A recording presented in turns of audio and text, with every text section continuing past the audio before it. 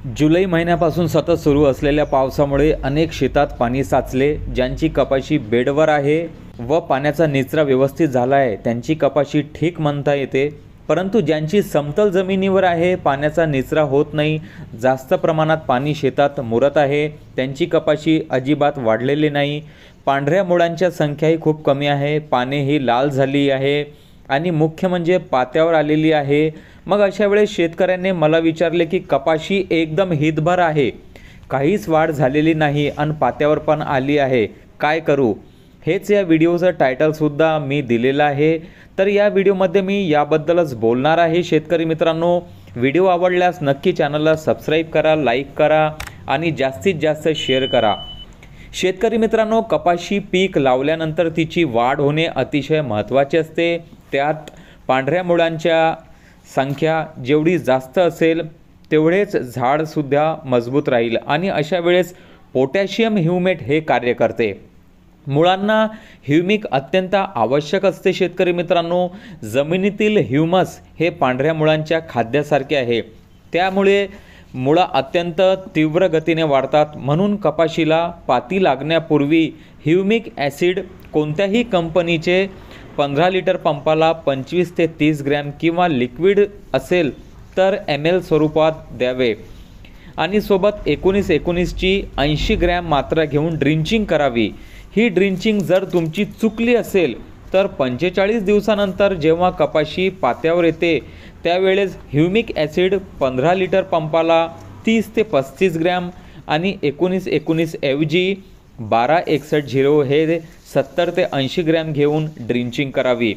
आता ज्याप्रमाणे मी टायटल दिले की कपाशीची वाढ नाही आणि पात्यावर सुद्धा आलेली आहे, अशा वेळेस हा फॉर्म्युला अत्यंत महत्त्वाचा आहे, कारण 12-61-0 मध्ये स्फुरदची मात्रा अधिक असल्यामुळे ज्या शेतात खूप पाणी साचलं असेल, कपाशीची वाढ खुंटली असेल, फुटवे कमी असेल, अशा वेळेस स्फुरदचे कार्य खूप महत्त्वाचे ठरेल। किंवा दुसरा उपाय, जर तुम्हाला ह्यूमिक द्यायचे नसेल किंवा अगोदर दिले असेल तर मग त्या जागी गोदरेजचे विपुल द्या। हे एक प्लांट ग्रोथ रेग्युलेटर असून यात ट्रायकंटेनल 0.1% EW स्वरूपात आहे आणि जिथे पुष्कळ दिवसापासून सूर्यप्रकाशाचा अभाव असेल, सतत ढगाळ वातावरण राहत असेल, अशा वेळेस ट्रायकंटेनल अतिशय महत्त्वपूर्ण कार्य करते। 12-61-0 सोबत 15 लिटर पंपाला फक्त 25 ते 30 ml एवढेच घ्यावे, त्यापेक्षा जास्त घेऊ नये। रिझल्ट फक्त 5 दिवसातच आढळून येईल। पिकांची वाढ व पात्यांची संख्या यात हमखास वाढ दिसेल। आता तिसरे पर्याय एकदम जबरदस्त असे आहे आणि हे कपाशी पीक घेताना प्रत्येक शेतकऱ्याने सुरुवातीला 25 दिवसानंतर दुसऱ्या वेळी पाते लागताना म्हणजे 40 ते 45 दिवसात आणि त्यानंतर बोंडे परिपक्व होताना, ते म्हणजे इफ्को कंपनीचे सागरिका किंवा PI कंपनीचे बायोविटा याची ड्रिंचिंग करावी। याचे प्रमाण 15 लिटर पंपाला 30 ते 35 ml किंवा 20 लिटर पंपाला 40 ते 45 ml एवढे घेऊन करावी। कपाशीची वाढ आणि पात्यांच्या संख्येत झपाट्याने वाढ झालेली दिसून येईल।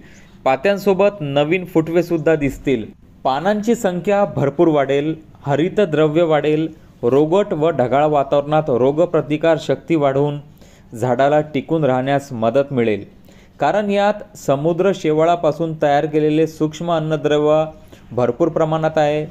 तर शेतकरी मित्रांनो, याप्रमाणे ज्यांची कपाशी खूपच छोटी असेल, पात्यावर असेल, वाढ अजिबात झाली नसेल, लाल झाली असेल, त्यांनी या 3 पर्यायांपैकी कोणतेही एक पर्याय नक्की करा। आणि हो शेतकरी मित्रांनो, ॲसिटामाप्राइड हे जास्तीत जास्त वापरू नका शेतकरी मित्रांनो। जर दुसऱ्या किंवा तिसऱ्या वेळेस सतत जर तुम्ही वापरले तर पानांचा कडा हा लाल होणे निश्चित आहे। आणि मोनोक्रोटोफास हे सुद्धा जास्तीत जास्त वापरणे टाळावे। व्हिडिओ आवडल्यास नक्की चॅनलला सबस्क्राईब करा, लाईक करा आणि जास्तीत जास्त शेअर करा। जय जवान, जय किसान।